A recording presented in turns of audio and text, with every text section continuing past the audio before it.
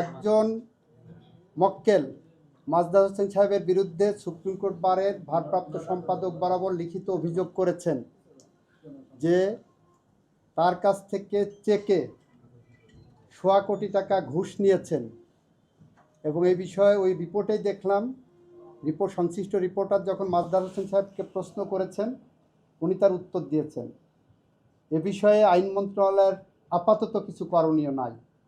এটা যদি বার কাউন্সিলে যায় তার সনদ নিয়ে বার কাউন্সিল বিবেচনা করবেন। এটার সাথে মানি লন্ডারিং ইনভলভ হয়ে গেছে, that is an offence, money laundering offence হয়ে গেছে।